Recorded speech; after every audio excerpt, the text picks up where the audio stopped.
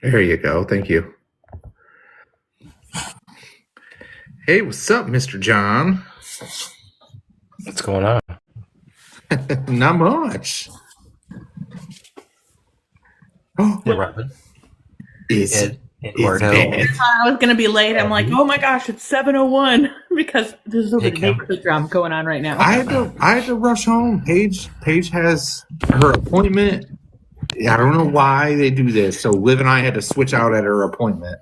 I was like, wait till we get home. Hey, Neeners. Neeners. Hey, before we get rolling with Andrew, I just want to congratulate Beth. I wanted to congratulate Beth on her bucket lister. What? The printing plate? Skeleton key? The key? That key was awesome. I had such an awesome Saturday. Yeah. I enjoyed it. If we're doing some shout outs, so I just gotta say that not only did Beth dig a skeleton key, a trinket holder, list goes on, yeah? Alexa's been crushing it with that Legend 2. Yeah, she has been. I don't know how many times we've heard that there's nothing at the house. All I ever dig is nails. Da da da da da. And now she's out there crushing it. And Neeners, congratulations on. I think this is on most people's bucket list. Yeah, you have to be willing to dig the wonky signals. The only way you're gonna find it. What'd she say? Like a 42 or something like that. It came up really bad. She got a 3-cent nickel. And a trickle. And Robin dug something absolutely amazing. Oh yeah. It's crazy. Ladies are slaying it right now. Yeah. I was gonna say all this, and Andrew just took all of it. So I'm sorry. It's okay. It's okay. Hey, it's your show, so you do what you do. So. You stop it. I just set you up. I'm just a sidekick. So hey, Teresa. Right. Hey, Eric. I thought you were just doing Beth. I don't know how long I'll be up, so we'll see. Why do you say that? Well, I may get into a coughing jag, and I might have to step off. So we've all heard you cough and sniffle. You haven't heard me cough like this, so yeah. Oh. All the ladies, I'm really, really happy and proud and excited. So Ollie should be submitting to American Digger magazine, by the way. Absolutely. Now, if they actually all do, then awesome. But I don't think all of them will. No, they won't. There's a couple stubborn individuals. A couple. All humble girl. All of them. Yes. All of them. Doesn't post anything. Yeah. Doug DeTex got a USA halftime up there in Canada. That's awesome. What the heck? We want it back. Yeah. Right? Throw it in West Virginia somewhere. I'll give you my Dragon Slayer back if you give me the half. Yeah, right. So, Andrew, I was thinking about this today. So our next guest coming up, Andrew, he lives on that beach. Yes. What, 2 years ago, I think was? Yeah, 2 years ago. When I was detecting, and you were like, popped into my live, and you're like, hey, I'm in the Finger Legs too. Yep. So because of that beach, I've met 2 Andrews, and we're gonna have an awesome guest tonight. Beach. Hey, Teresa, thank you. Speaking of awesome, Teresa. Thank you, Teresa. Yeah, Miss Teresa. Hey, son-in-law Rick. Here he is. He's in the box. Hey-o. What's up, Andrew? What's happening? Man, he's got the glasses on, and you like my gold specs? You like my gold specs? Awesome. Didn't realize we were gonna have a movie star on tonight. Love the hat. Love the hat. Right? Oh man, sucking up the laugh right there. It's my team, guys. Yeah, I found these on the beach like a couple weeks ago. Nice. Yeah. Good. Oh. Yeah, it has the 23K markings to it. What? Yeah. Jeez. That's crazy. Yeah, I'd be wearing those too. AOs. Right. Yeah, I found these a couple weeks ago. And then, like, I never thought I would find a second pair. But last year, I found these, but apparently these are more ladies. I don't know. They're a little bit smaller. You can pull them off. Yeah, you can pull it off. I think I could pull them off. I got to fix the lenses, though. I got to replace them. But these are Mont Blanc. I have no idea what that is. Is that well, good? You know the Mont Blanc pen, right? Those German pens that are like $400 or $500. Yeah, they make glasses apparently too. This is 14. Wow, that's insane. That's crazy. Yeah. So now I got 2 pairs. We don't find those in the fields much. I found a pair of glasses last year, and I wore them for about 5 minutes. But. Yeah. So what's up, guys? How are you? Yeah, Tracy might have to go out and come back in. Let's shut it out a little bit. Let's go. Hello, Angela.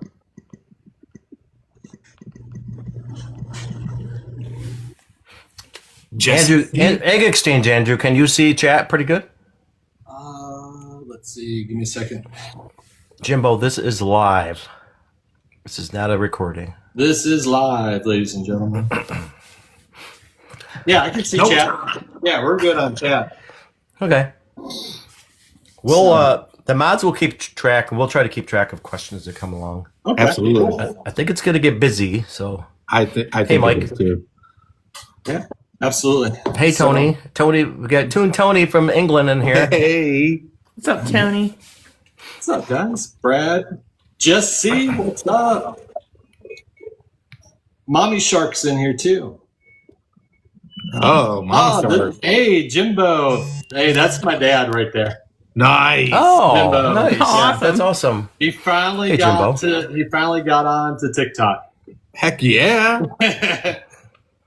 Is he That's up great. in Ohio? No, he's in Charlotte. Okay. Yeah, he's in Charlotte. Yeah, the laundry is done. My laundry isn't running at all. No rocks in the dryer tonight, Andrew? No. What's that?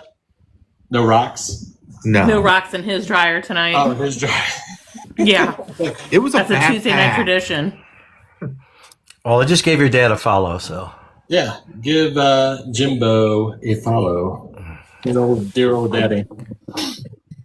But yeah, so this is going to be kind of, I don't know, maybe a different life for you guys, because I just don't metal detect. I scorm the beaches for artifacts and shark teeth and who knows what I'll find out. That's awesome, though. Mm-hmm. Yeah, it's. I had to teach myself a little bit with the shark teeth. Like it took me a good couple months to really train the eye to find the shark teeth and what to look for. And then it was to train myself to not only metal detect, but also look at the same time for shark teeth. That's impressive. It is. Yeah, impressive. I mean, you have to have an eye to be able to pick that stuff out of the sand anyway. Kind of like finding native artifacts, like you have to have the eye for it. Yeah. Right. Yeah. And I have found some native artifacts I brought in to the show tonight, which is pretty cool. I still don't have an arrowhead, but I haven't been out in the fields as much just yet. But I plan on it. I plan on going out. That's my goal this summer. Yeah. I I'm hope going to to find see an that. arrowhead. Yeah, there's a lot of bucket listers. What's up, Nani? Mm-hmm. Welcome in. Welcome in. But, Hey, Ashley. yeah, so What's up, Ashley? yeah, do you guys want to wait until a little bit more people come in before we start? Yeah, going? you can tell us a little bit about yourself and Yeah, let me how you get started and all that. And So I started metal detecting probably about 2.5 years ago. So fairly new to the hobby. Absolutely love it. What really got me into the metal detecting side of things was one of my favorite shows, Oak Island. I don't know if anybody's a fan of that. And Gary on there and his top pocket finds and stuff. And searching for treasure, and he was finding all these cool things. I'm like, man, this would be awesome to do, right? And then I got a Christmas gift probably about 5 years ago, and it was a bounty hunter. I didn't know too much about the machines at the time, and I was living in North Carolina, and there's some stuff around here in North Carolina that you can find, but I didn't know too much about it, so it sat in my closet forever until I moved down to Hilton Head, where I'm at right now. And so I brought it out on the beach a couple years ago, and I was finding coins. I was finding, fishing hooks, and I'm like, this is really cool. And then I started looking around at different options and different machines, and I'm like, I have no idea what to look for. So I started getting on social media, started getting on the YouTube thing, and I was just like, wow, there's a lot of videos, and there wasn't a whole lot of live stuff going on that I could find. And then I jumped on to TikTok and started finding you guys. I started following John, was probably one of the very first ones. I think like we're coming up to like a year for me for being on TikTok, and it's been a wild ride, guys. It really has. And then I started asking questions with people on TikTok like John and Mac and all these guys on here, Jay-Z, like what's a good machine, and I started putting down a list of like 4 or 5 different machines and then doing some research. And my first purchase was the Legend, the first one, the Nocta Legend. Detector. Absolutely amazing machine. It was just like tunnel vision with the first machine, and then the Nocta was just like, boom. Right. Yeah. Unbelievable. Like, it was giving me VDI numbers, doing research on what metals rang up on which numbers, and then figuring out like something that's jumpy all over the screen on the machine is like trash, right? Mm-hmm. And then something that only fluctuates between 1 or 2 digits is something good. And then if it's a strong signal, dig it. And that's what I was doing. I was doing all strong signals. I was learning the machine. I found 8 gold rings last year, 6 silver and 2 platinum with the next up. Unbelievable. It paid for the machine plus with everything. And just absolutely loved that machine. And then I would say it was probably November of last year. I was like, there's more to find. I wanted to get into more of the relics side of things, to go deeper into the ground. But the big thing for me was on the beach. Like, I wanted to get into the water a little bit, waist deep. I'm not going to be like Lance and go like shoulder deep and be tossed around. Finding some epic things, which I probably would, but I have a healthy fear of sharks out there. That water down here in South Carolina and on the Atlantic side is a little murky down there. So, woohoo! What's up, Rob? But so I did a little bit more research, and then I heard that I was talking to Lance a little bit, and he was getting the Manicore.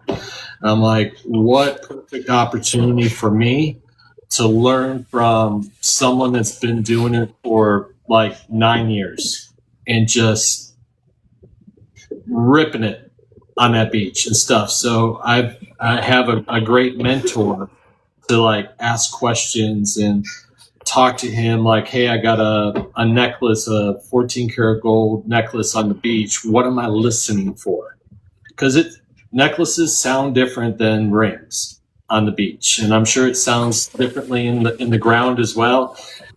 But I don't want to skip over it, because it may be like a scratchy number, which it kind of is. It depends on how the necklace is laying in the sand. Sure. It's not crumpled up; it could be spread out, and that's I did that rescue probably about 3 or 4 weeks ago for that lady, which was amazing. And which you guys saw the video, hopefully, with that interview.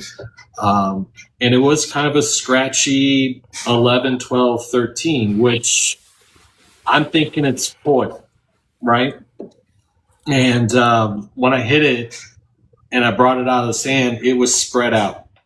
It wasn't crumpled up. So that's why it was kind of like when you go over like a piece of foil, you get that dee, across there. And usually in my brain, it's like, oh, that's just foil. And then that's exactly what that necklace did. And when I popped it out of the ground, lo and behold, it wasn't foil. It was, something beautiful out there. So, but I got the Manicore because I wanted to go more into the water, and it just discriminates a little bit better with the waves and through the wash, because in that wash, when those waves are going in with that sand, it's mixing all kinds of different little pieces of metal, and everybody's like, why aren't you digging that? I know in my brain what it sounds like in there, but with the Legend, I was having a little bit more difficulty listening for that sound, and the Manicore has just been phenomenal out there right now. And so far, we're 4 months into it. Right now, 5 gold rings, 2 silver, 1 titanium, and what else I've got out there? And a bunch of costumes. Like I found my 18th ring already that's out there. That's awesome. Incredible. It is awesome. Incredible. I missed you this morning. I was like, I thought you'd be on this morning. It's like, right. Well, I wanted to prepare for you guys and get a little bit of sleep and rest, because the restaurant for me, because I don't do this full time. It's just a hobby of mine for like a couple hours. I try to get out there on the beach, but I have a restaurant in Hilton Head, and it takes up a lot of my time. But it's been like spring break. It's getting warm again. The island's getting crazy. Yeah, it's picking up. It's picking up. Like this spring has been busier than the last couple of years, which is great. It's great. That's awesome. Yeah. The beaches looked pretty busy during spring break. So that means you can find some stuff. Oh, because when I was there 2 years ago, I found 3 rings in that 1 week I was there. Yeah, and I'm not a beach hunter, so Yeah, it's crazy. You can find a whole lot of stuff. Like, was it 2 weeks ago? I found 4 rings in 1 day. That's crazy. That's crazy. That's wild. Yeah, 3 of them were on the beach. 1 was a rescue, which we found in like 5 minutes. And I heard Jay-Z talking about it this morning in his live. He had a ring rescue. Congratulations, Jay-Z, finding that. He found that real quick. Yeah, he found it real quick. It really helps asking questions and getting as much information from that person of where it is. Like, I tell them to go on Google Earth, map it out for me, circle wherever they think it is, and then I usually kind of go just a little bit outside of their area, and we hit it. The last ring rescue I did on the beach, the lady had a picture of like her daughter digging in the sand, and that's where they were digging, and someone's dryer's done. But when I went out there early in the morning, I saw where they were frantically digging in the sand to look for it. They were 2 feet away from where that ring popped out at, and I found it in 5 minutes for that. That's awesome. Yeah, so it was a quick rescue live, and I'm like, oh, we got plenty of time. And lo and behold, I found 2 more rings on the beach, and I called up another guy that was looking for their wife's wedding band that was lost 5 or 6 months ago in their backyard, and went to his house and found it in the first 30 minutes. And he was just completely amazed. And 4 rings. 2 diamond rings in that day. So I love it. Just have stuff like I that mentioned here. that beach claims a lot of rings, you know. Oh, yeah. You're not going to find them all because as soon as that tide comes in. Yeah, as soon as that tide where's comes it going? in, where's it going? You know, is the tide pushing north? Is it pushing south? Do you have a big storm that comes in and, you know, pushes a little further down? But more and all, it's still kind of in that general area. You just have to go outside the box just a little bit. You know, if it's in the dry sand, it's there. You're not going to find it without a metal detector. Once it goes in the sand, poof. Right. Gone. Right. Yeah. So, but yeah, I mean, I just love the beach. Love doing it. Well, I appreciate that you're doing the ring returns and not asking for anything in return. Yeah, and I don't ask for anything. That's awesome. Because it means a lot more to them than it would for me. Yeah, it may be $1,000 or a couple $100 in gold or silver value or platinum value, but you know, it means a whole lot more to them, and seeing their reaction once you give it to them, it's priceless. It really is. It really is. You know, and I was, you know, looking for her grandmother's necklace, her child's great grandmother's necklace, and it was like a 2.5 day event. I mean, it was a big area. Went out there. It was like 30, 40 mile an hour winds one day.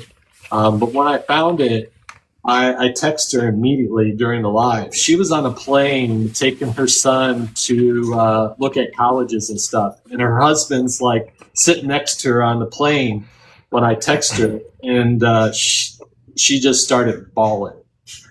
And her husband's like, "What's going on?" She's like, he found the necklace. He's like, "No way." So, you know, just being able to find things for people like that. Yeah, that's amazing. It's amazing. You know, I get a lot of people that like, you know, what do you charge? I'm like, I don't charge anything. But if they're wanting to give you something as in payment, definitely take it. It's part of their experience, and you don't want to take that from them. Right. If that makes sense. Right. They want to give that to you. But I don't ask for things. They just do it, but you just accept it, you know? And, yeah, there's been some great gifts on that side of things. Some That's things crazy. have been like, right. What are you doing with my phone? How'd you get into my phone? There was a phone rescue I did last fall. That was funny. It was a new Apple phone, and it was in an tide pool like 6 inches in the water, and we pulled it out during a live, and it was still working. Like, it was my very first phone that was still working. And a lot of people don't know this, but you can still get into somebody's phone and see their emergency information, right? That's key if you lose your phone or something happens to you, say, you know, medically you pass out, or, you know, EMTs and other people can get into your phone to look to see if you're allergic to something, what blood type you are, your emergency contact right away. It's something that you can do on your phone that'll, I would say 90% of the people don't know about. But when I called the guy, it wasn't him that I called. It was the lady's daughter who was in Maryland. And we called her, and then her parents lived like near me. And then we finally got a hold of the husband, and he met me that morning at the restaurant. And he kind of drilled me. He was like, "How'd you get into my phone?" And I'm like, "I found your like new iPhone 16. Here you go." You know, but that's crazy. And I explained to him what it was, and I told him, I said, thankfully your wife put this stuff in here on the phone that I was able to contact you guys. Right. And I kind of explained to him, like, hey, this is also good for like medical things. Say something happens to you, right, people can see that on your phone. But I didn't get anything out of that one, and that's fine, whatever. But there's been some great gifts on the other side for finding things and stuff. So, there was a good question from Rick. Any tips on getting into watches? Rick, on my watch, so I've got an Apple Watch. When I lost mine, I actually jumped off a dock, and for some reason I thought it was an okay idea because the Apple Watch is waterproof. That it would stay on my wrist jumping off the dock. Well, it fell off, and the water was like super green. It was Cuba Lake, John, during the early summer. It's super green. Well, on my phone, I put it in there that it was lost. A week later, I get a phone call from some random number. I think it was from like Arizona or something, Texas. And I answered the phone, and it was this lady. Her son was out snorkeling and found my watch. And because I put my watch into lost mode, it showed them my cell phone number. So all they had to do was call it. That's cool. I ended up giving him $60 because I made a deal with whoever found it. I was like, listen, anyone finds this, I'll give him $60. He found it. I couldn't believe it. His kid was like 11 years old. That's crazy. And it still works. just saying. It was in there for a week. Wow. For a week and it still works? That's good to know. It was underwater for a week and it still works. Yeah, there's like this thing on it. You like hold this button. So like even if you wash the dishes with it or whatever, you push this button and it'll actually push all the water out of the watch. Yeah. What kind of watch is it? It's Apple Watch. Apple Watch, really? Mm-hmm. Huh. Need to get one of those. Yeah, I'm telling you, it's amazing. Lifesaver. And then you had another good question. Toon was asking, what was probably the most expensive jewelry you found? So my most expensive one was a ring rescue last year, and it was an engagement ring, and I didn't know what it looked like, and I didn't know what the metal was. I just got an area from a friend of mine who belongs with the Ring Finders Club in the area. He's like, hey, I got a mission for you. It's an engagement ring in such and such area. And he gave me like a little map out there. So I was out there. I probably found the ring in like the first hour that I was out there, but I didn't know what it looked like. And when I pulled it out, I was like, holy, I'm like, I hope this isn't anybody's. I hope this isn't the ring, right? It was a 2-carat diamond oval ring. Set platinum. Jeez. Oh, wow. It was, I would probably say it's between a $12,000 and $15,000 ring for that. It was just gorgeous. And I know what I paid for an engagement ring. And this thing was just beautiful. And I took a picture of it and sent it to my friend. I told him, I said, please don't let this be the ring, right? And he sent me back a picture of the ring that was lost, and sure enough, it was the ring. Dang. And absolutely stunning, you know. And I wish it was mine. I wish I could have put that in my collection. And it was just a mom out there playing football with her kids about high tide, and they were in the water tossing the football, and whoop, there goes the ring. Yeah. You know? And a lot of people don't realize your hand shrinks in water. You know how it prunes up, right? So something that feels tight on your finger, once you go in the water for a little bit, it's no longer tight, you know? And so, yeah, that would probably be my most expensive find. And then the engagement ring last week or 2 weeks ago was probably about a 1 1/4 carat in 14 karat gold. That was probably like a $4,000 or $5,000 ring. Holy cow! Yeah, gorgeous ring. Goodness gracious! I need to start going to the beach. Yeah, yeah. Right, John? Oh yeah. You gotta come to the beach. You gotta come to the beach. That actually might work out pretty good. If I could use that as a suggestion for a vacation. Liv loves the ocean. I could go metal detecting. It's a win-win. It's a win-win, right? It's a win-win. It's a win-win. And down here, and I'm just now getting into like the relic side of things. Watching you guys going out in the fields and pulling largies and flying eagles and all kinds of craziness has gotten me the itch down here. And John, you have family, right, that has a place down here. Oh yeah. Yep. And I know about the history down here, but my eyes didn't really open up until about like 2 or 3 weeks ago with a buddy of mine that metal detects down here. And he's like, hey, I got a new permission. You wouldn't even think this would be an area of opportunity. But he's like, yeah, it's been metal detected for a couple of weeks. There's been a bunch of people out here. And he told me what he found. And he's like, you're more than welcome to go out there and try it. And I was out there within the first 30 minutes. I found my first, not my first, but my second Civil War button.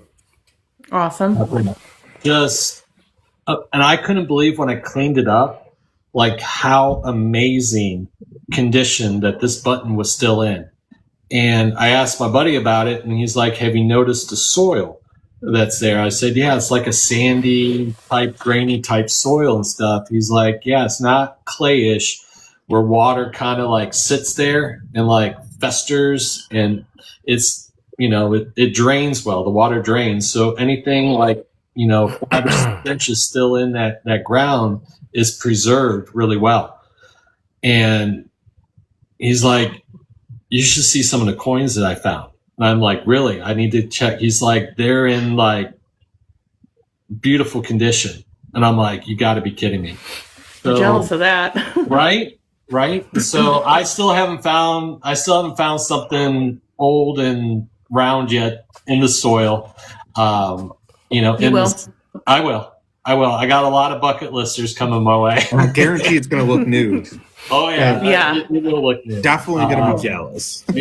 Yeah. So I can't wait to bring you guys on with some of these adventures and go relic hunting down here, because it's always fun to go on the beach and finding gold and finding platinum and silver. I'm saying it like it's nothing, but I really want to go out there and find the history of the area and and be able to preserve it. And there's a Hilton Head library that does a lot of history and stuff. Like, I want to be able to add to that collection and have my name on some of the artifacts there. That's awesome. That's an awesome goal. Mm-hmm. Yeah. So you found a few things on the beach, right? Yeah. I've actually found a couple things. One of my favorite finds, I'll bring it up. Where you are, Andrew, is right where it all started. Right off the island there in Bluffton. Is that where it all kind of started? Well, that's where the secession started. Was right in Bluffton. Really? So, yeah. Have you ever been to Burnt Church Distillery? Yeah. It's like, so there's that 5 minutes from me. Yeah, there's that tree in there that they cut in half, made into like I think they put it under glass, and that's called the secession tree. They actually did the secession underneath that tree right there in Bluffton. They saved the tree, awesome. And it's in that place. Wow, that's crazy.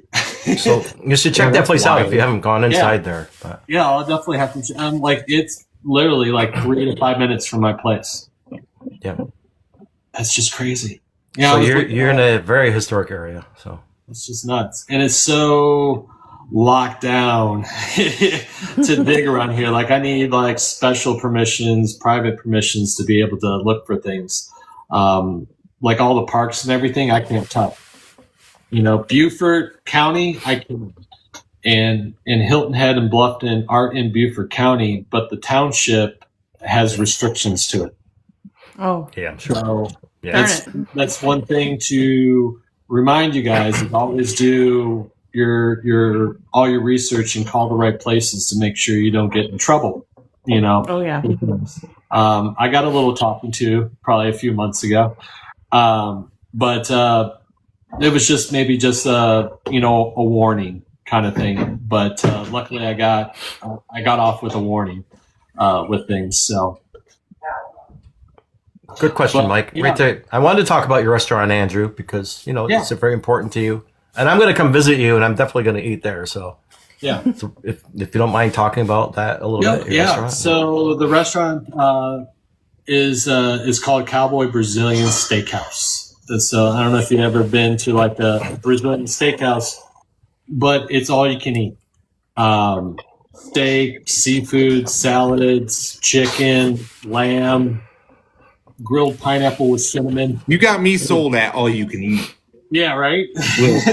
Oh, Just Incredible's been there then. Okay. Yeah, Just Incredible's been there. Okay. Jamie Terry's been there.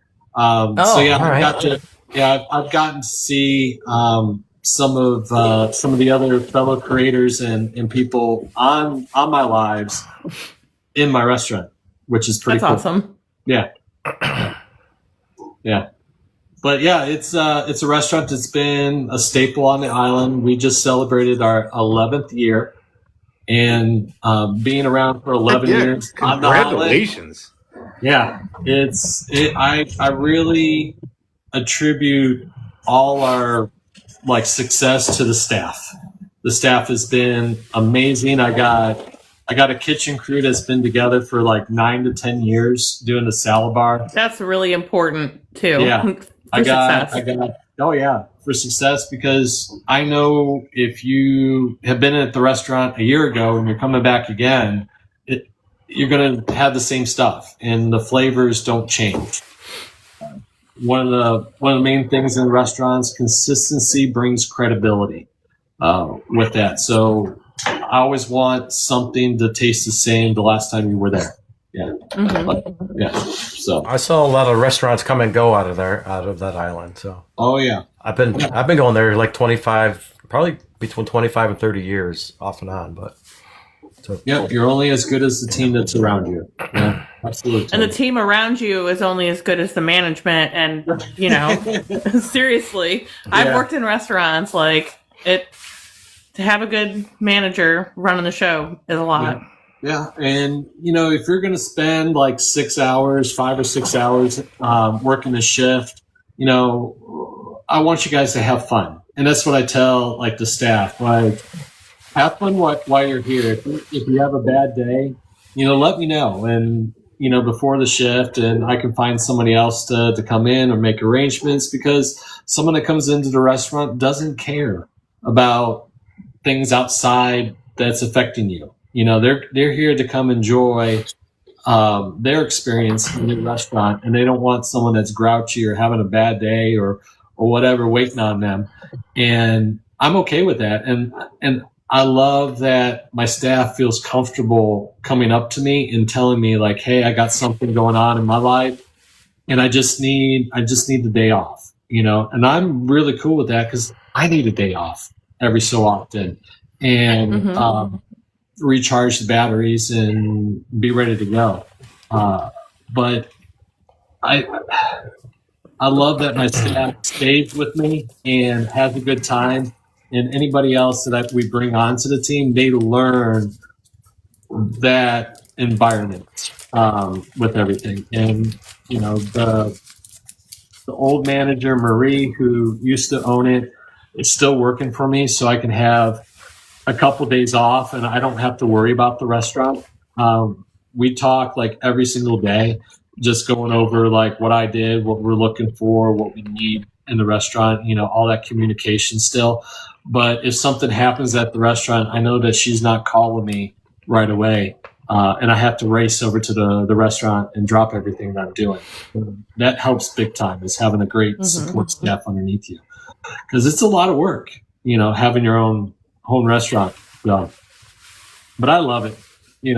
That's my next passion, or my true passion is being in the restaurant. I've been in it since I was 16 as a dishwasher, worked as a server, worked as a bartender, got into management, traveled everywhere. I was in Chicago for 3 or 4 years, working at the Hilton, the Drake Hotel, the Palmer House up there in Chicago. I got tired of the cold up there and moved down to the Carolinas. But Beth, I mean, where my roots are. Mm-hmm. Right there. Lived in Cleveland, grew up in Cleveland all my life. Spent some time in Houston when I was little, but lived in Cleveland most of my life and grew up there. So Midwest boy at heart, Carolina blood right now. So, should we talk about that, how small the world is with you and Beth? Yeah. So it was crazy when I first started on getting live on TikTok, and I was having fun, just having some great things, meeting you guys and following and collecting friends and sharing cool things and stuff. And there was I was on a streak of not finding like a ring for like 2 or 3 weeks. And I got on the live and I bought some toenail or fingernail polish. It was pink. This was one of my first lives of yours that I watched. Yeah. So we were out there and I it was just, you do fun little gimmicks and have fun with your fans that are out there. And I was, right at like 30 or 40 people in the live, right? And I'm like, all right, guys, we haven't found a ring in like 2 or 3 weeks. I'm like, if we find a ring today, I'm going to paint my toenails, right? And we were out there for like an hour, and that's about how long my lives were. To start off with was like 30 minutes to an hour, and towards the end of the live, and my phone was dwindling in power, and I'm like, all right, guys, well, we're not going to find a ring, and then once I said that, I had a girl come running up to me on the beach. She's like, can you help me find a ring? I'm like, here we go, guys, here we go. So we raced over there, and I kind of like was seeing everything where the ring could have been at. And then 10 minutes into finding the ring, the power loses on the phone and we go dark. And I would say probably about 20 or 30 minutes, I found the ring, right? And then took some videos from her, this lady's phone, and so we can watch the documentary and stuff on it. And then I hold true to my word. Like, I painted all my toenails pink. And then the next live, I went on the beach and stuff, and I started the live, and I started everybody, and people that were in the previous live, they're like, did you find a ring? Did you find a ring? I said, I sure did. And I showed my feet and my toenails, and they were painted pink. And then within 2 minutes, my live was banned. Banana. Mm-hmm. Really? And I'm like, I didn't know that. What just happened? Like, my screen went totally blank. It said violation, S violation, SEX violation. I'm like, what just happened? And immediately it was like 7 days. I'm like, what just happened? They hit you hard for the first time. Oh yeah. I was like, it was me talking about it, showing it, and then it was over for like a week, and it was perfectly harmless, but there's just some things you learn that you cannot do with the live and stuff. But I did send out videos of me painting the toenails, and for forever long that was it. And then Beth, tell your end of the story with this. It's pretty funny. So I'm telling my husband about this guy who was going to paint his toenails pink if he found a ring, and he found it. And my husband, Ron, is like, I follow that guy on Facebook. I went to high school with him.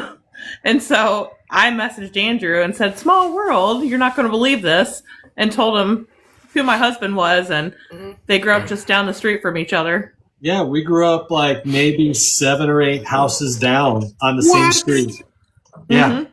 Yeah. That is crazy. School bus riders. Yep. Right. That's right, Eddie. I got to keep my socks on now. Please. But yeah, it just kind of shows like how small of a world, you know, it really is, especially with, you know, TikTok and everything, where, you know, you can meet childhood friends from way back then. And, I just been on for like almost a year now, 11 months. And, I'm reaching out to like people all across the world, which is just mind blowing. It's really cool. It is so amazing. Becoming good friends with people in South Africa and in Italy, and I go into their rooms and they come into mine, and we hang out in chats and stuff. They're like, EggXchange, you need to come to Italy. You need to come to South Africa. And I'm like, I would absolutely love that. And was it Doug Detects? I think Doug is in here. I thought I saw him. I mean, he's going to hang out with Mo Detecting in, was it Germany? Is it Germany? Mm-hmm. Yeah. Yeah. Yep. He's going out there for like 7 or 10 days going to in June. Yep. Yeah, in June, to hang out with, another great creator, and, probably going to dip some things that are, unbelievable bucket listers out there, Yeah. Oh, nice. Yeah. For sure. Yeah. Before I moved down to Hilton Head, I was in North Carolina, and, I lived 30, 40 minutes away from Jay-Z up here. And I got a great opportunity to meet Jay-Z in person about a month ago. Came up here and visited him for a day and found some epic things. Found my first... That was fun, watching you guys. Yeah. Oh, my God. It was so much fun hanging out with Jay-Z. The dog howling in the background. That was funny. Yeah, Buddy the dog. And I really appreciate the opportunity from Jay-Z to be able to, one, hang out with him. And I know how hard it is to get permissions, and for him to, say, hey, you want to go hang out and go metal detect this, late 1870s house? I said, absolutely, sir. One, I can spend like a couple hours, just picking his brain on things on metal detecting, because it's a little different in the grass compared to the beach. And, and I just started getting into the grass side of things, and it's been really kind of teaching the brain just a little bit differently. But I appreciate hanging out with him, and I love learning new things, and found some epic things. Found an IHP, found a silver-plated spoon from like the early 1900s. A couple Boy Scout pins from like 1910 that were on there. So just some amazing things. And what's more amazing is being able to hang out with somebody like Jay-Z and be able to use that knowledge and grow and learn more field detecting out there. So I appreciate Jay-Z if he's still in here. It's always fun meeting up with people that you interact with daily, to finally get to meet them and dig with them in person it's awesome. I love it. Yeah. And, Chuck and Megs, they live like maybe 2.5 hours, from me as well. That's not far of a drive to hang out with a couple of those guys, down there, because they do amazing work, and I could learn a whole lot from them, out there in the field. And, I think, Matt is another one. He's in Beaufort. I haven't seen him in a while, but he's down here. So I can't wait to swing the stick with him for a little bit. I got a buddy of mine, who's on, YouTube, but he's wanting to he sees how much fun I'm having on TikTok, and he wants to join in on the fun.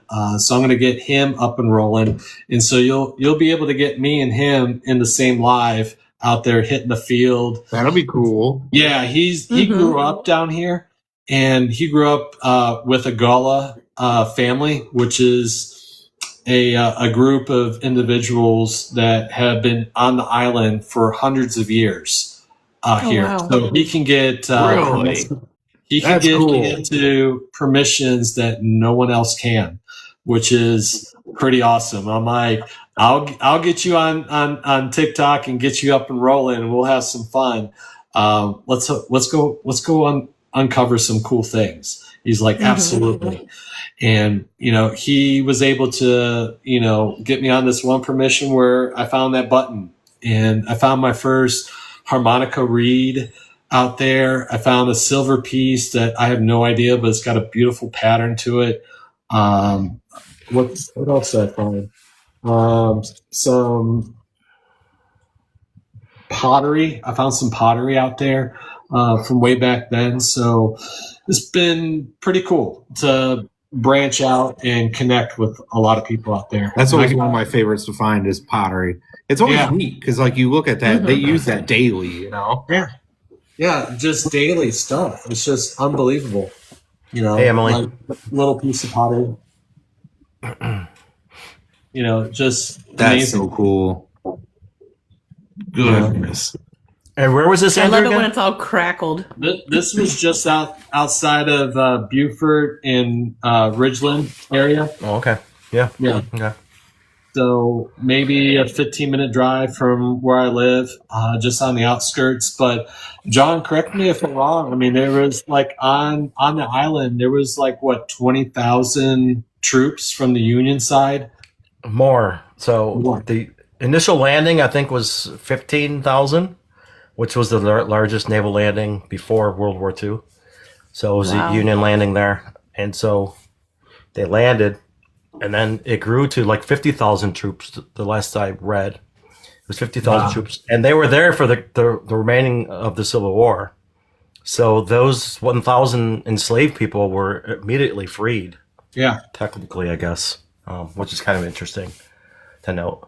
But you found Civil War stuff right on that island, which comes from that landing, which is that's why that blows my mind. When I saw that you found that, I was like, right, because I love that island and I've researched some of the history there. So I don't know if you can kind of see it, but this was the very first. This is the very first button that I found, which is a general service. You can still see the gold gilding.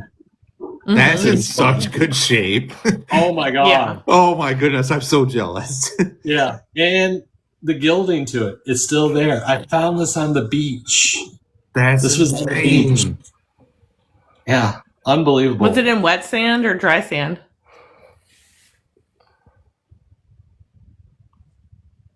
Before they did the dredging this past fall, this beach had a huge decline from the dunes down, and then it laid flat. And where the incline and the flatness happened, it was right in that wash area, right through there. And just incredible.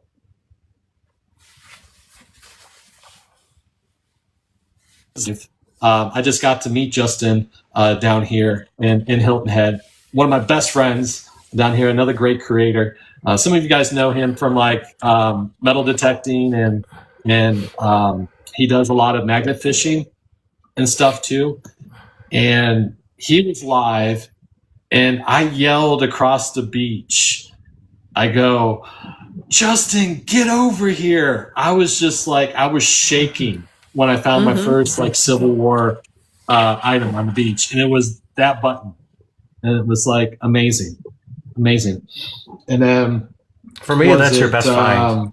Just in my opinion. Yeah. For me, that's your best find, I think. Yeah. Because it's got everything, It's got gold. Yeah. It has got history. Gold, history, details, where it was, local history. I found it. Yeah. I mean, it was in the heart of that whole north side of the island with things, and just absolutely amazing. I was at at the other permission at in that Ridgeland area. But yeah, this one is unbelievable up close. Awesome. I think I had some close-up pictures of this, but you can still see all the feather breast details of this thing. I mean, the shank still like works. That's incredible. Wow. Yeah, it is. Just an incredible button. And that's how. Is there a back mark on there? What's that? Is there a back mark on there? A back mark? Yeah. I don't know. I would have to put my glasses on. I can have a little microscope. Let's see here. There actually is no writing on the back. Oh, interesting. Yeah, there's no markings to it. That's weird because the gold one, the other button does. This one does. What's the gold one say? Can you read that, or yeah, is it worn? It says extra. Hey there. Extra quality. Okay. Yeah. And that's it? Yeah, it just says extra quality. Okay. Okay. Hey, Gypsy. It's got some stars. It's got some stars on it too on the back. Okay. A lot of companies made them, but Scoville up in Connecticut made a ton of them. But yeah. And England made some for the Confederates. So yeah, that makes me want to look that up later and see if I can find something out why that one might not have a benchmark on the back. Yeah, I didn't even realize it. Like that's weird. I'm looking at the button. I'm like, man, this thing is in beautiful condition, and the shank still works to it. And I never even thought about looking at the back of it. Now I do have a few others too. So this one actually have a couple. One's infantry, and then this one is a general service. One's a cuff button. You can tell with the size. Right. One's a little bit. One's on the jacket, like button down, and then this is on the sleeve. So two different sizes. That's cool. That is cool. See if this has any writing on the back. This one is a little bit more toasty. I didn't know on the cufflink buttons they distinguished what area of service you were in as well. That's cool. Yeah, you can have like a little in that little shield on the eagle. Right. Yeah, that's awesome. So found that those were on a golf course. Really? What? That's cool. Oh, so I had a ring rescue opportunity. Was it last week? I think it was, and it was on a golf course on the north side of the island. And I'm like, all right, we're going to go look for the ring, but we may veer off course just a little bit. And so we went looking for the ring for the first hour.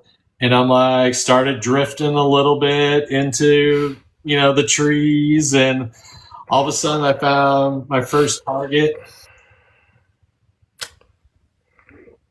Found 3 of those. I'm like, all right, here we go. What else is hiding there? What else is hiding? Then all of a sudden, I got 2 of the buttons, and then my first suspender clip.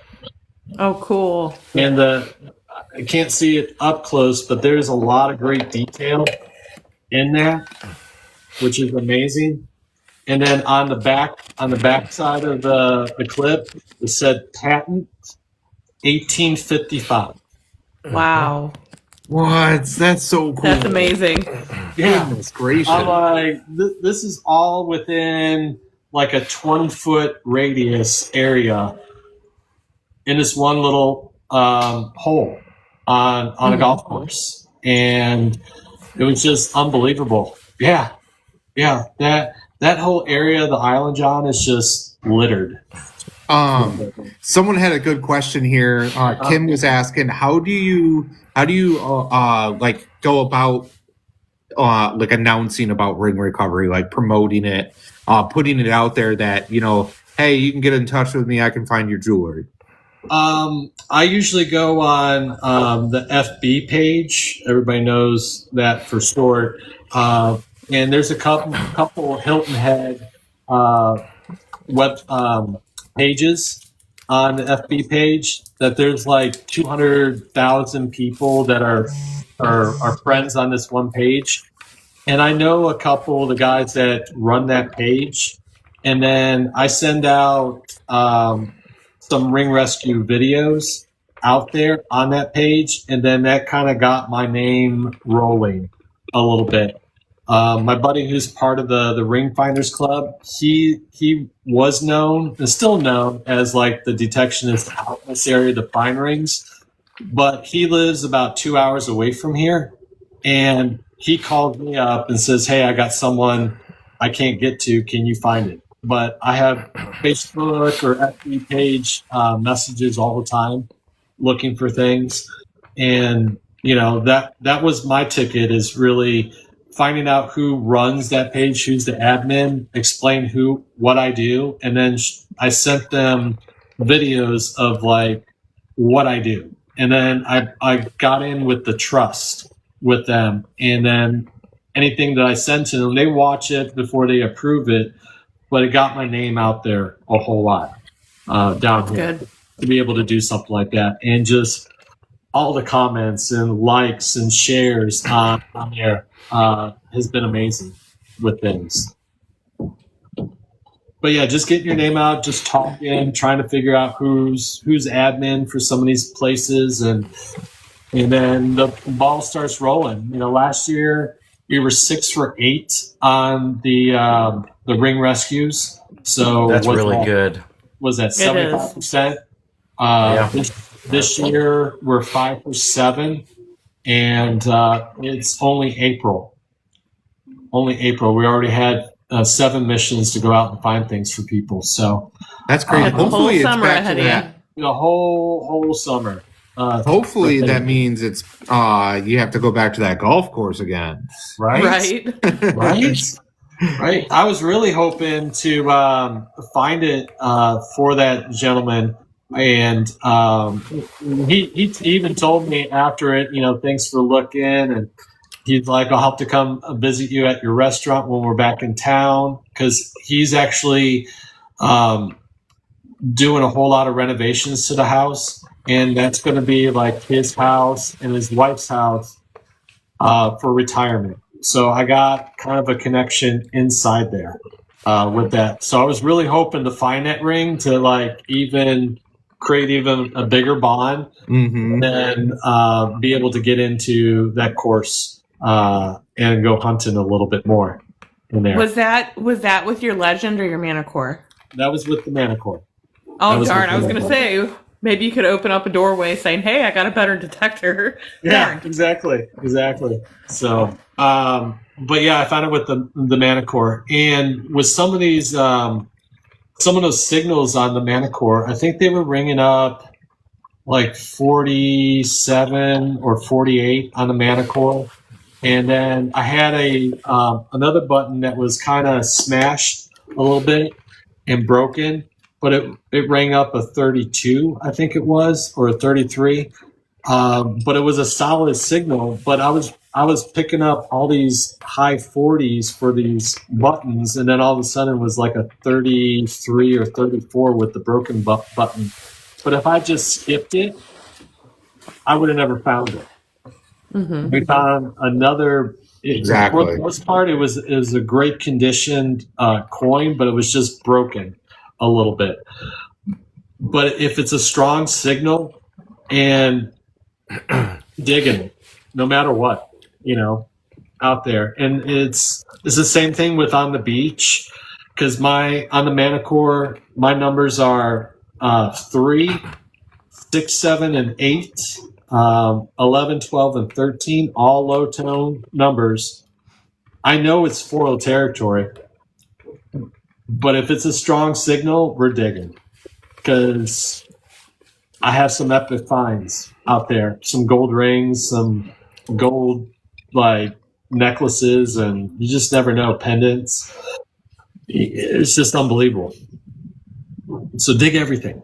out there. Learn your machine, even if it's foil out there. Right. That's what Emily just said. She's like, I dig everything at the beach. Everything, little dirt digger. Yep. Yeah, your live was amazing yesterday. I couldn't believe the amount of stuff that you find out there. Oh my goodness. So, but yeah, it's just amazing out there. Plus, you clean the beach. Yeah. If you dig everything, you clean the beach. So there was, I cleaned the beach. Like, I can't tell you how many bottle caps and pool tabs and tent stakes that I pulled out there. I would say I average about 100 pool tabs before I find something gold that's out there. That's about my average. It is about 100 pool tabs. And then it's a lot of exercise. It's a lot of exercise. It keeps me in shape out there in the beach. Do you keep track of your steps? Somebody was asking earlier. I think I don't, but I should. I know I walk miles every day on that beach, and it's a lot of fun. And I have beautiful scenery out there. It's gorgeous. Oh yeah, you do. It's so amazing there, and like, I hope everybody can get there at some point, because it is just it's nicer than Hawaii, in my opinion. So. Yeah, it's just gorgeous. And that's what's so great. Like, my niche is not only just metal detecting, but it's actually bringing people to the beach and seeing the amazing sunrises that we have down here, or sunsets, being able to see dolphins and sharks out here. Like, we got to see someone catching an 8-foot lemon shark last year. Saw a 10-foot hammerhead out there. Just being able to see all that stuff is amazing. Last year, I started getting into the sea turtle watching out on the beach. We have the endangered lager sea turtles. Miss Money, thank you for the dolphins. But we had the sea turtle season starting in May.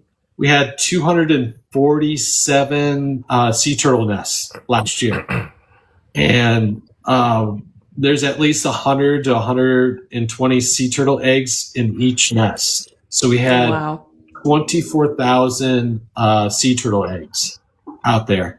And the season's starting. Like, all the mama sea turtles are coming up here real soon. And they're huge. They're like 300 pounds.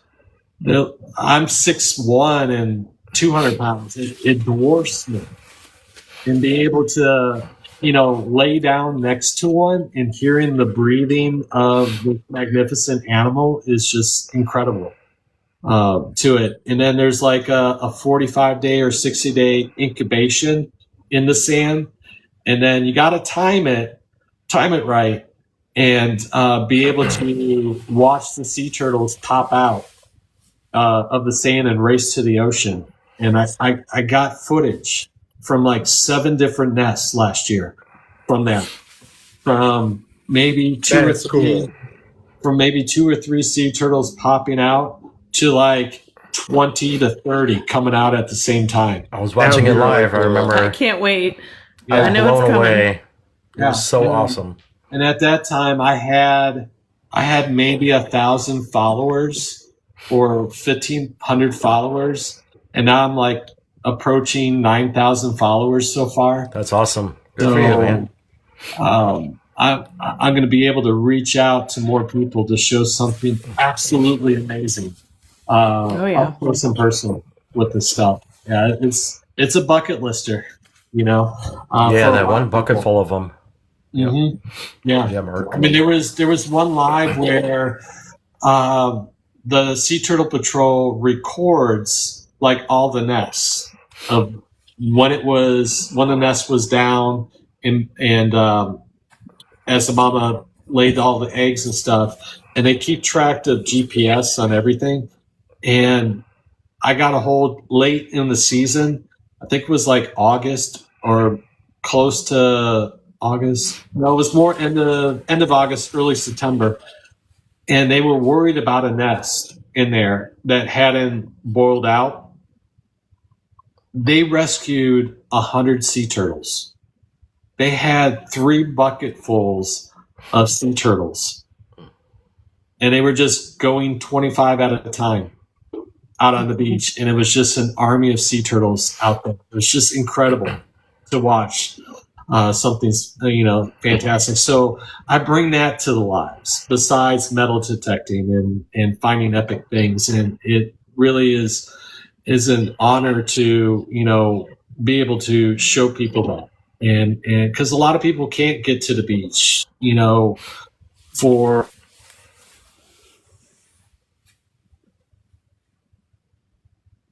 can bring that shining amazing moment to people is eye-opening. It's bigger than what I could ever imagine with things.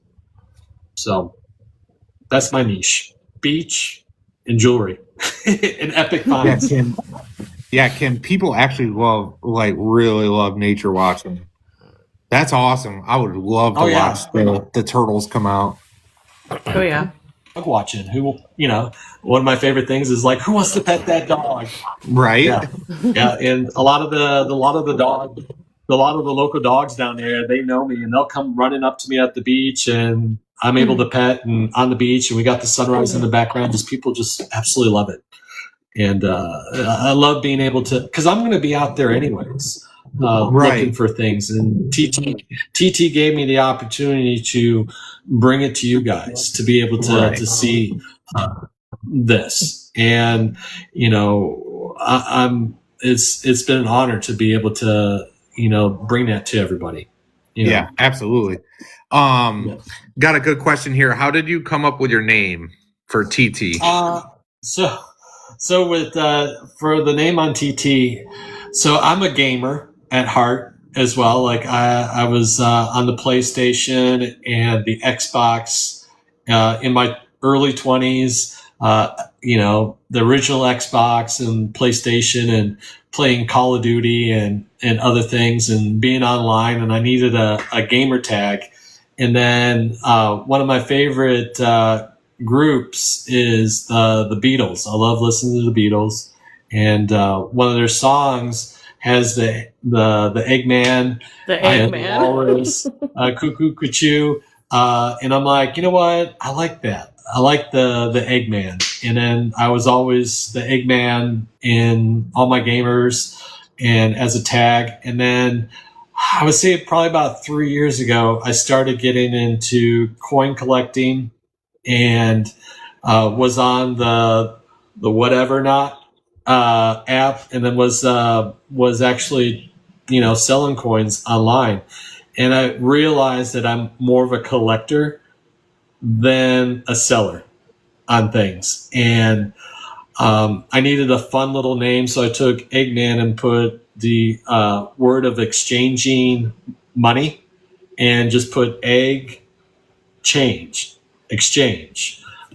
with that. And so I used that, and I just you know what? I'm just going to put that on TT and just see where it rolls. I could always change the name, but then everybody was asking that question and liked the name. And I'm like, exchanging of money. Sure. We're finding coins on the beach. That sounds like a good idea. So I just never changed the name from that. I thought about doing Egg Detects, more of a niche name, but my lives are much more than just metal detecting, and I'm really exchanging my life experiences with you guys that are watching, and it's just kept it. So that's the history of EggXchange, or exchange, that's on there. So it all started with playing on PlayStation and Xbox, and then evolved, kind of like my lives. My lives have evolved from something just 10 or 15 minutes out there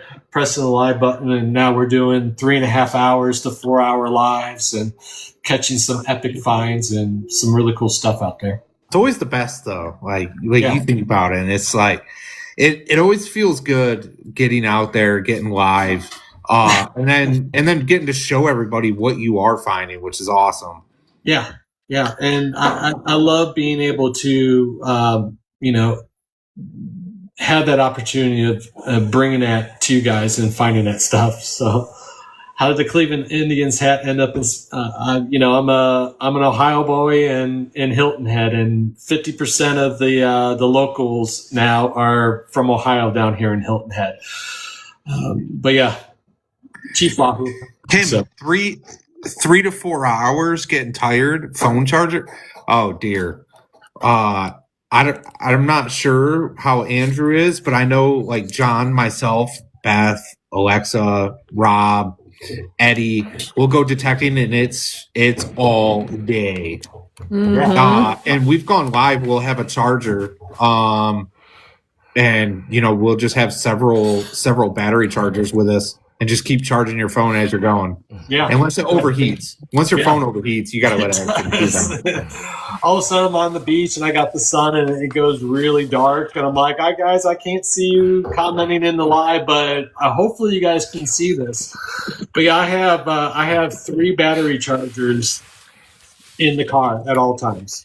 And I have one on me all the time to be able to go live for an extra hour and a half out there. So because I noticed, like with my phone, I was only able to go for an hour and a half, maybe 2 hours strong, but I'm like, we're not done yet. And so now I keep 3 in the car, 1 on me at all times to go and do a 3.5 4 hour live with you guys. Tim is asking, have you ever gone 3 hours without finding anything? I've gone through some shows where it's 2 hours, 3 hours. All we found is bottle caps and pool tabs. And if I know I'm having a live like that where we're not finding anything, I'm scoping out what's out at the beach. Mm-hmm. All right, guys, we're keeping our eyes on the water for dolphins and sharks and other things and dogs to kind of keep everybody like entertained still in the live. Yeah. So I'm always scoping out things out there, just to keep the audience, tuned in. But yeah, I've gone through a lot of lives where it's nothing out there, and it's just the luck of the draw sometimes. It really is.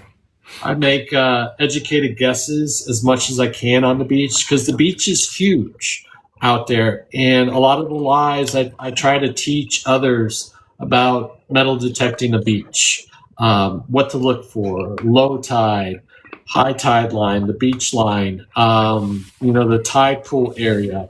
Zigzag the beach sometimes to find that metal line because the ocean likes to push heavy things together. Last year, I found 3 rings within a 15-foot radius. Once you find 1 ring, make sure you detect that whole area. Right. Mm-hmm. Take it slow, increase your sensitivity to your machine, see if you can go a little bit deeper into the sand, because you just increase your odds of finding something else once you find like a ring somewhere, especially in like old sand. Like that heavy sand, that concrete sand that's out there, not the fluffy stuff. But if you find like a ring in like that old sand, keep searching. You can spend an hour and a half in one little small area and not travel very far. Just hitting all kinds of craziness. Because it's understanding what the waves and the ocean is doing. It's just pushing all that heavy stuff in a cup area, and it just sits in there. And then over time, fluffy sand gets sanded over. That's why, and some beach detectionists out there, we wait for the big storms to hit the beach because it creates these big waves and it shifts the tides and it pulls a lot of that new sand off the beach, and then you got that old sand right there. You'll see cuts in the beach in the dunes, like 3 or 4 feet, sometimes 8 feet. And then all of a sudden you got that old sand from 100 years ago. Right.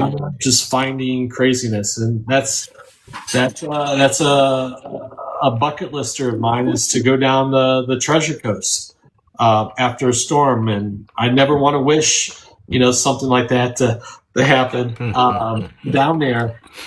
Because I know what the ultimate effect is with a lot of people down there.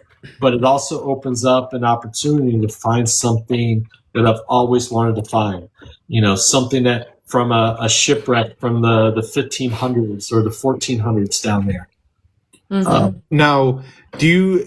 now that you've been on the beach and you were in the grass and stuff at the golf course and then kind of in the woods, do you feel that your machine goes a little deeper out there in the sand with it just being not as compact as regular dirt? Yes, definitely out there in the sand. I've dug stuff that's a foot and a half down in the sand. Wow.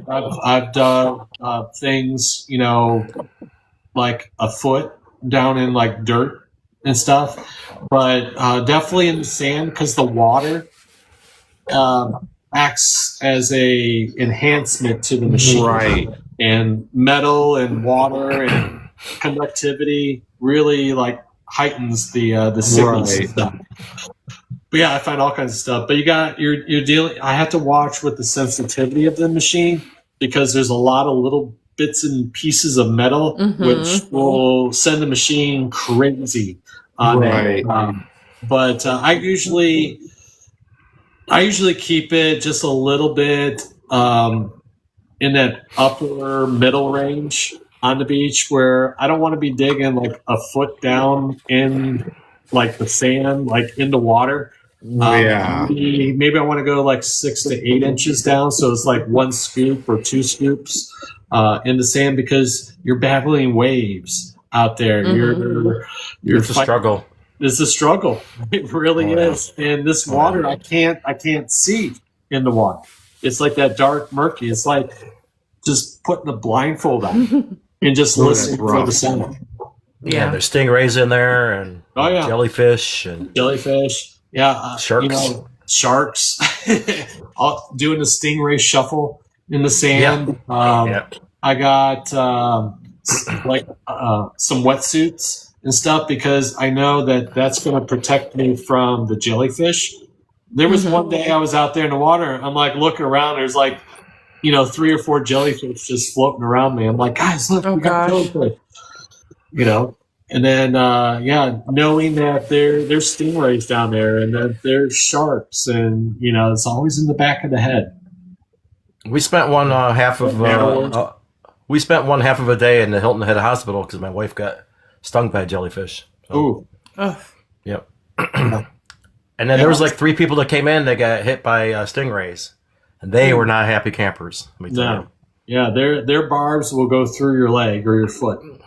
Yeah, and then it breaks off. Yeah. So, yeah.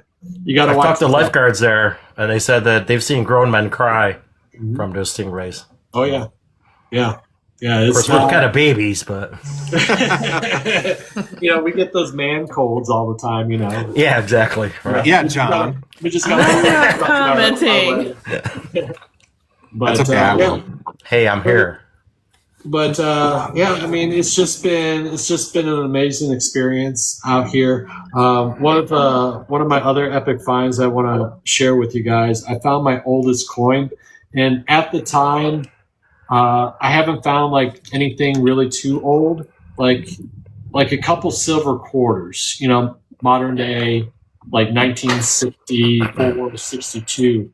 So I never found like anything in that Mercury dime range, the early 1900s. I was finding, wheat pennies in the 30s, but nothing in the 1800s.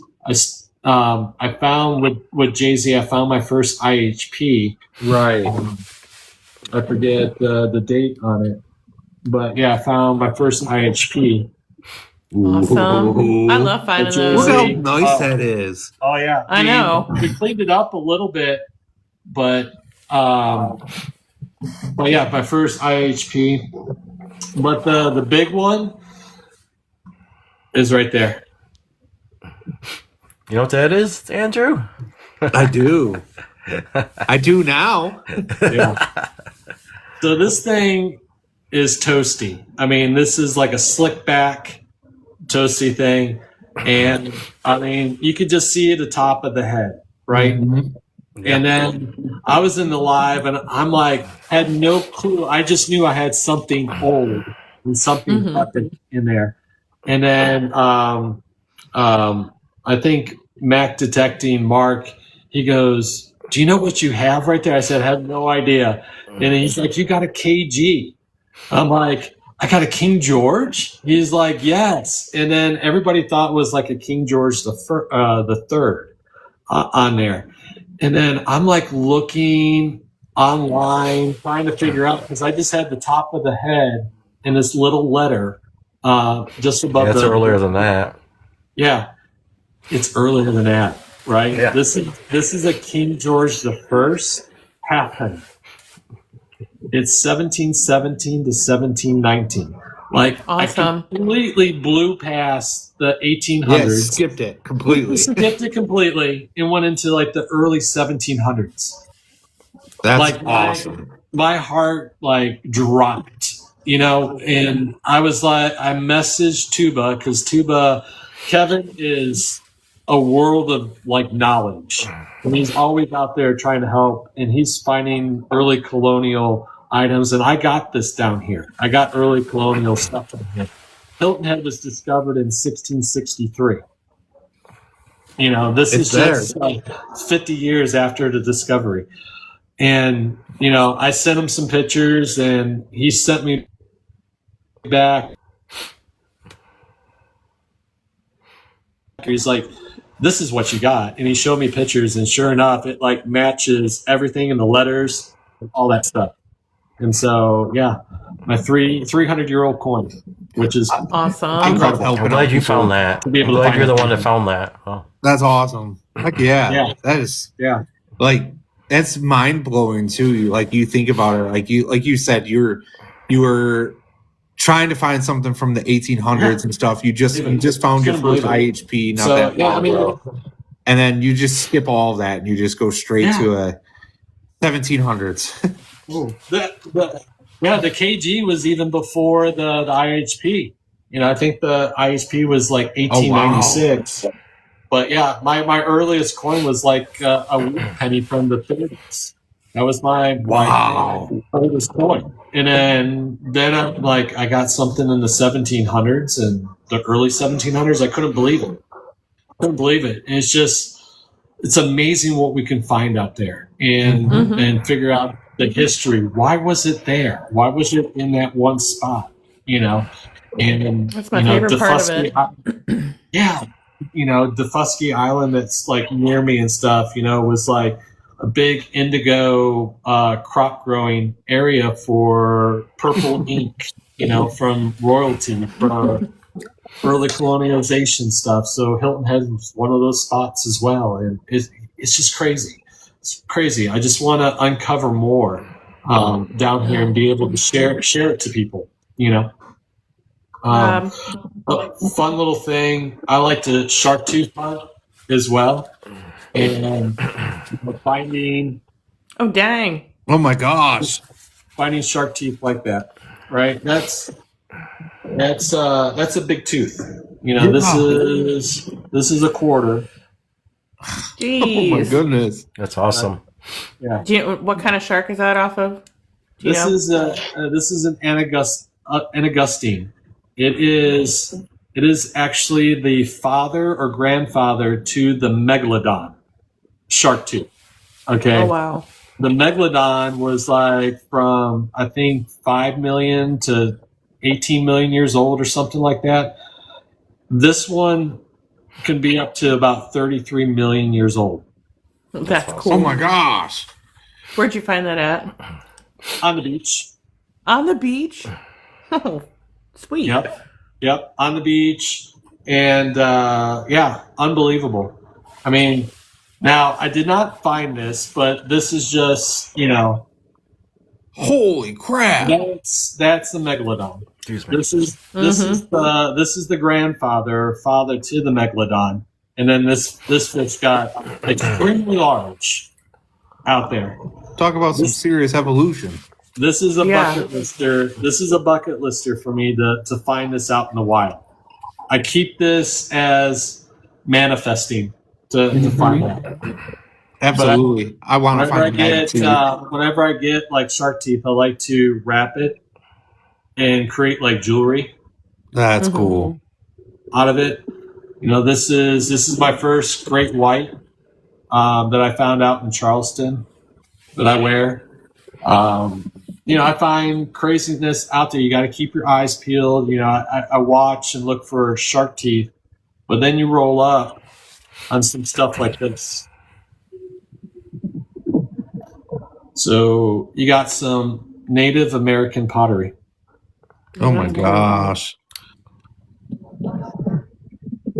Yeah, that's amazing. Awesome. Absolutely incredible.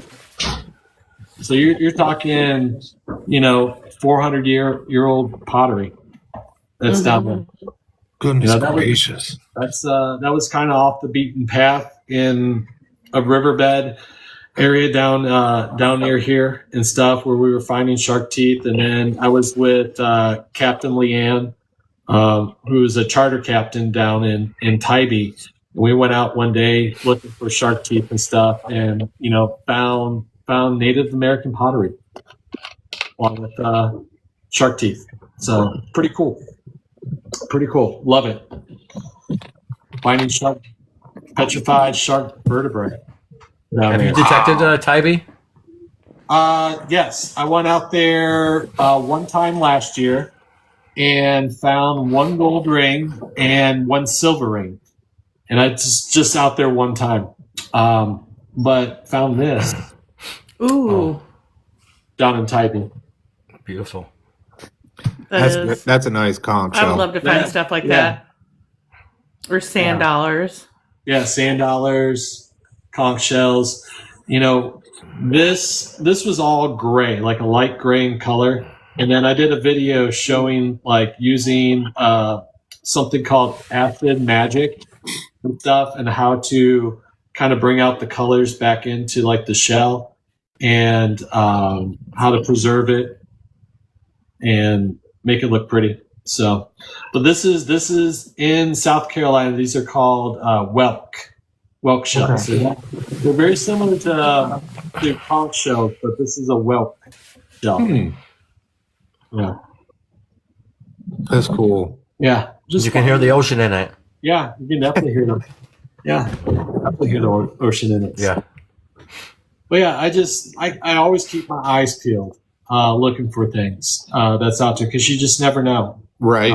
With everything. So unfortunately, my metal detector does not pick up shark teeth or anything like that, which that'd be too easy. I would have $1 million idea if I can figure that out. That'd be cool. Yeah. Yeah. So yeah, I just have fun on the beach and hanging out with everybody, and it's just been amazing experience. Meeting you guys has been amazing. I watch you guys like all the time. Out there picking up new education and seeing how to look for old maps and doing research to find things, because you can't just go in blind at targets and like, I'm just going to go out in this field and metal detect and hope there was something there. Nothing. And you just went on 2 or 3 acres and spent 3 or 4 days finding nothing out there. You really have to go out and do some research, right? And look for old things and old structures, and how's the land laid, and is there raised areas? Is there flowers that shouldn't be in the woods? And right. Why is there tulips? And in the middle of the woods, there's signs, and learning that from you guys, and keeping it in the memory bank. And I just can't wait to go out there and find some epic things and share it with you guys. I started as programming has changed, I started using Subterix a little bit more for using the LiDAR portion of it, because I wasn't good at the LiDAR stuff. Like, I was dumb when it came to that. And now that's one of the things I like about that program, that website, is you can go on there and actually pull up all your LiDAR stuff, and it overlays it right onto modern maps. So, you still have all your modern roads, and, you might have drove past that 1,700 times and never even knew it was there. Yeah. Yeah. I mean, there's a city like near here, or a town near here that there was major railroads that ran through. And now there's, businesses and homes like built over them and stuff. And you gotta just kind of door knock a little bit and find out if you can get some permissions out there. I mean, there's all kinds of stuff. You just got to do a little bit of research and look, because you don't want to go in blindly, because then you'll be wasting your time out there. Absolutely. I see a lot of people on the beach just aimlessly going down the beach and not really focusing on, the certain areas on the beach to look. Right. And I try to, in my lives, try to teach people what to look for. And it wasn't all my thing. Is the research and videos and hanging out with other people in lives and learning this, and I'm just passing it forward to others with it, and we just have fun. So good. When I come down, you can show me where to go on the beach then, because I have no idea. We'll get around. I mean, I got a couple. I think Jay-Z's coming down in in June. 44 guy is coming down as well. Oh boy! I'll probably have Justin come down. You better rest up for that one. Those two guys.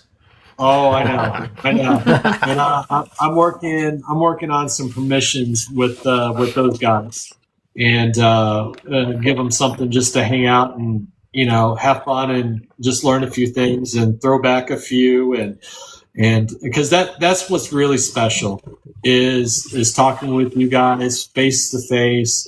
Listening to stories, tricks of the trade, and that's what's really special with that. Yeah, getting together and everything. Yeah. Yep. It's a blast. Yep. Yeah, that's the best part, is getting together with everybody. Like, I don't care about finding crap. If we're together, that's all I care about. Yeah. Yeah, and I felt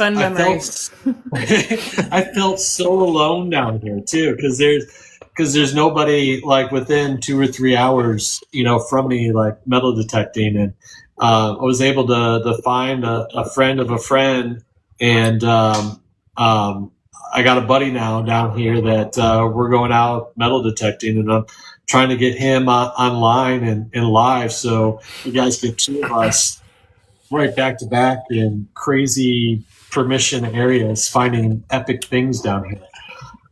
I mean, like I said on the golf course, I was in a 20-foot radius finding 3 pew-pews and 2 buttons and a suspender clip. There's no telling what we're going to find out here. So there's going to be a lot more stuff there. I'm going to have to go down to Hilton Head. I'm going to bring my golf clubs. I'm going to put my machine inside my golf bag. We're going to set up a tee time. We're going to go play. All right. Sounds great. A tea time. Get your wallet out, disappear into the woods. Yep. Man, these guys have been on the range for a long time. Where'd they go? Oh, you guys lots of gators. You guys want to play through? Go right ahead. Go right ahead. Yeah. I'm looking to fill my shag bag. Yeah, exactly. Yeah, it's just amazing what's out here. There's a lot of rules and regulations, and you can get some serious trouble if you don't follow it down here. But there's a lot of opportunity down here. Construction crews that are clearing off a plot of land. Just go up to them and ask them, and tell them like, hey, I like uncovering history and stuff, and would like to just have a moment out here to talk with you and see if I can come out here and just scan the area real quick, because I just want to be able to preserve a lot of history out here. And I've been lucky once. I've been lucky 1 out of 2 times to be able to do that. That's awesome. Betting 50%. I know I'm going to be in the 20% range. But if you explain what you're doing to that crew and that stuff, and they'll tell you like yes or no, or hey, yeah, you can come out here, but don't come out here when the machines are working. Right. And fill your holes and leave it the way it is, or make sure you leave it in a better condition, like take your trash with you. With everything, I like to still take all the trash. I always bring a couple extra bags with me, and I'll have plastic bags full of like cans and other things that I take off the beach all the time, or in permissions. Leave it in better condition. Absolutely. Because build that rapport. Build that rapport, especially in private ones like homes and stuff. Because if you leave it in better condition and get to know that person that gave you the permission, and give them a gift. Give them a couple things to remember the stuff on there. During your permissions, and talking with people. Negotiate with some things, but leave them a great thing. Like I saw Jay-Z did like a nice little like box for his permission that he did when I was with him, and it's a good idea. Once you build rapport with people, then it opens up doors of like neighbors next door. They start contacting you and said, hey, you were with Fred's house and saw you, and he talked about you. Why don't you come over and check this out? And, that's how things start snowballing. Mm-hmm. Yeah, absolutely. You never know. Permission show them the bucket of trash, right? Yeah, and show them like, hey, this is what I got out of your backyard. Yep. And who is it? Was it Eric that was finding like tractor gears sprockets and stuff? Yeah, sprockets and stuff for in Jersey. Yeah, in Jersey, where it was ruining this guy's expensive equipment. But he's like, if you go out there and find things for me, he's like, you can have permission off of 20, 30 acres of land. Sure, okay, right? Yeah. I'm in. Sold. Yeah, sold. Right. Sold. I have one home. I have one home permission in Hilton Head. I'm excited about now, just based on what you found, and it's right near the beach. So right near the beach. Could be buttons waiting there. Yeah, everywhere. So, and I tried to scope out the area, drive around a little bit, seeing where like new construction, and there's a lot of new zoning. John, I don't know if you know that, with the island, on the north side of the island, that they're talking like resorts and condos. Yeah, sure. There's a lot of zoning there. A lot of zoning and a lot of opportunity out there. You just have to be there at the right place at the right time. Right. Can I dig this before you start constructing? Yeah, I'll cover some history and share it with like the Hilton Head Library and a little history of the island. Well, that's what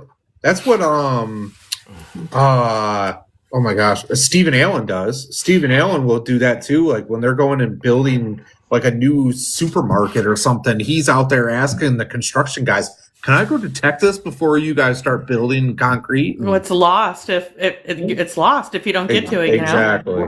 Yeah. And so, like my friend who got the permission, where I found that really nice button. Yeah. And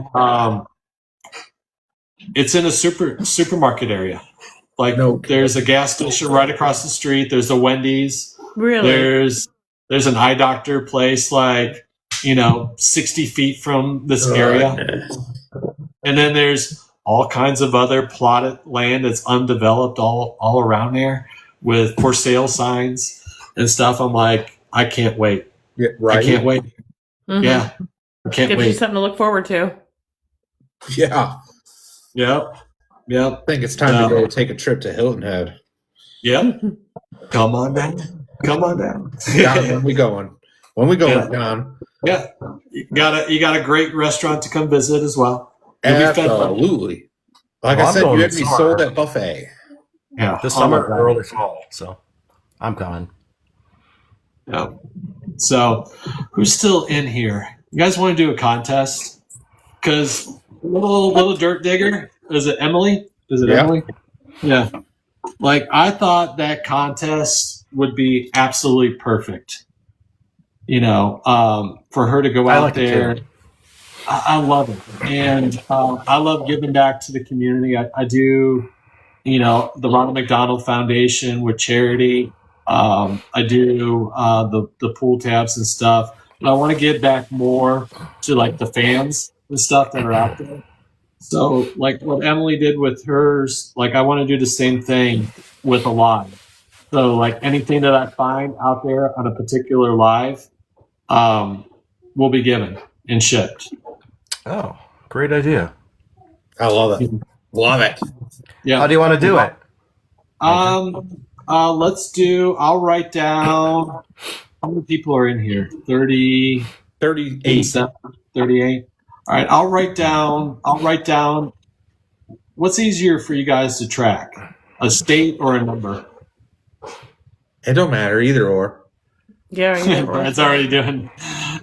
I already see numbers on there, so we're going to do disqualified. So we're gonna. Brad's disqualified. Let me write down. I'm not even looking. Let's do. Emily's an inspiration. See. Yeah. All right. She is. All right. I got the state down. Ready and go. You're gonna have to keep track of it, Andrew. You're the only one that knows. Yep. Not yet. I'm just gonna sit back. Not yet. Not yet.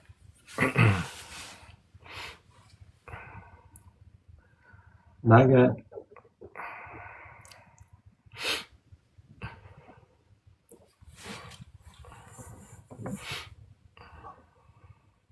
Now everybody chats. What the heck? Right?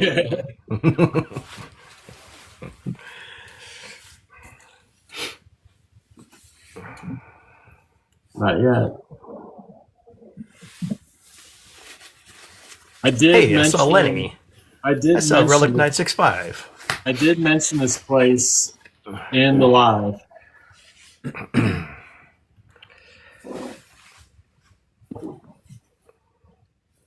Nope.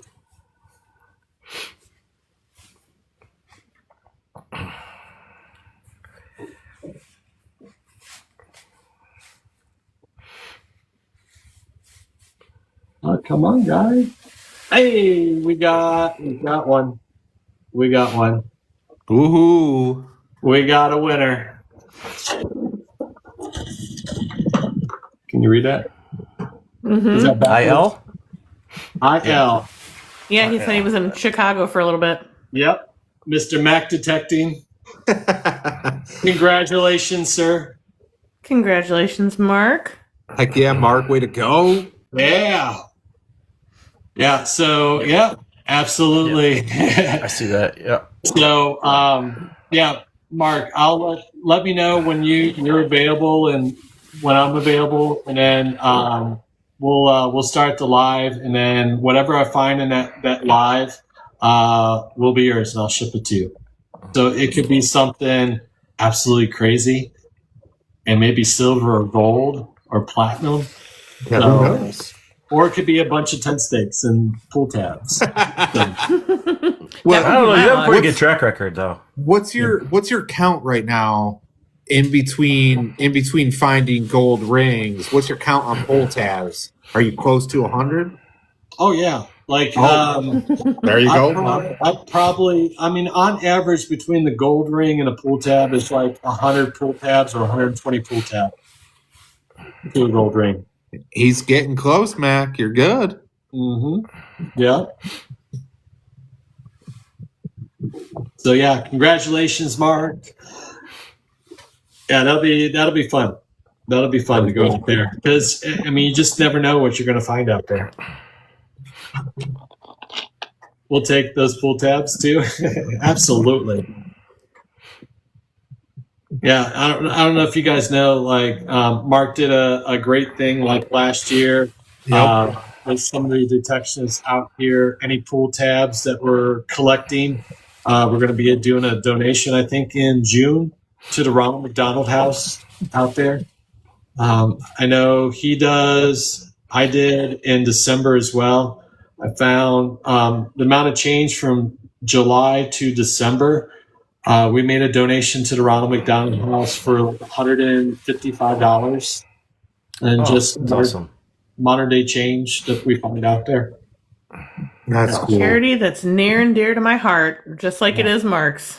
Yeah, it's absolutely amazing. And yes, it is. Just being able to give back to the community, being able to, spread that love and people that truly deserve it and truly need it is amazing. They definitely make going through a stressful time easier. Yeah, I've heard some amazing stories, and I just love being able to be a part of that. But yeah, I know it's getting close to like 9, and guys, thank you so much for calling me out here and sharing some experiences, and it's been a truly magical ride for me. I haven't been on here for a year yet. It's coming up in mid-May, and being able to learn from you guys, to see where this journey has been here, and all the fans out there, the community, the love, the support. It's been absolutely amazing. We appreciate having you on. Yeah, absolutely. It's an honor. Absolutely. It's an honor, sir. Yeah. And I look forward to meeting stickers, you soon. right? So. Yeah, I do. Yes, he does. Me and you need to exchange info. Right? We need to exchange Trade. info. And just to let you guys know, I will get these out to you. It just takes me a little bit of time to write a letter and put something special in there for you. But I will send it out to you out there. And P&W got a special one out there. I don't know if Chris is still in here, but he got a special little gift because it's a fun little thing with the red pool tabs and being the red ones and stuff. And one of my first experiences meeting Chris online and stuff, and learning that the red pool tab was the holy grail of pool tabs and stuff. But going on the beach over the last year or so, that's not the rare one. There is other colors out there that are much, much more rare than the red one. But I was able to do like a little picture for him and send him a red pool tab. That's awesome. Yeah. That is fun. I just love having fun with you guys and joking around because we try to make it fun, for the experience, because we touch so many lives. We're entertainers for the most part, and we love doing this for the community, the fans that are out there, and teaching what we're doing. Right, exactly. I agree. Yeah. John, do you want to announce who our next week guest is? Who do you got? Go ahead. Go ahead. It's you were just talking about him actually. It's PNW Chris. Mm-hmm. Really? Mm-hmm. Yeah. Can't wait. About time he's on here. Yeah. Right. Yeah. Yeah. It's West Coast. We get a West some Coast West guy Coast in here finally. Yeah. Mm-hmm. Yeah. It's been a little while. Yeah. Yeah. We have a pretty full schedule, but I'm still looking for more. Especially you ladies, It seems like there's a lot of men doing this, and I would like to get more women. So, Yeah. Tiffany. For Tiffany. sure. Come on, You gotta girls. reach out to Tiffany. There's Tiffany we need right there. some more females up here. She's The been ladies- detecting, so here we go. Janine. Yeah. Oh yeah, talk to Janine. So she says with C. But awesome job. I appreciate you having on, Andrew. It's been an incredible journey. Watching you grow your channel grow. Seeing where you've come from. Look at that. That's insane. That's awesome. Yeah, I didn't even get Thank into you, all Lorinda. the jewelry. Right. Oh my gosh. Like this is this Tiffany's? It looks like it. Yeah. Like a of course, Tiffany's, everything silver looks Tiffany to me. Tiffany's necklace. Yeah. Goodness gracious. Well, this was found like last year. Oh my goodness. That was really cool. Found another silver and gold plated. Right, Emily? This one, we were laughing at somebody that was digging zinc pennies and skipping over them. But this rang in a zinc penny on the Nokta legend.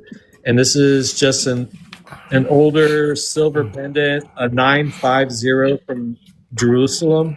Wow. And the artwork on it, this is how it was laying in the ground. So all the artwork and stuff was sending the machine a different signal. But you got to dig everything. Right. Mm-hmm. Got to dig everything. Then found like this emerald silver ring. This is actually a ring with That's an emerald crazy. to it. Some of the gold rings this year. That Masonic ring. Ooh. That's a bucket list of mine. Mm-hmm. Yeah. Mm-hmm. I want to find something Masonic. This is last year. That's my only platinum that I have. And then some silver, some costume ones. But yeah, it's just, I mean, that's just some of the stuff that I brought out. I got more, but it is That's crazy. There's so much. So much. Do you have a bucket lister you want to find, Andrew? What, Or on, a on whale, the maybe? beach? Or anywhere. Find a whale? Yeah. Wow. Oh, a white whale.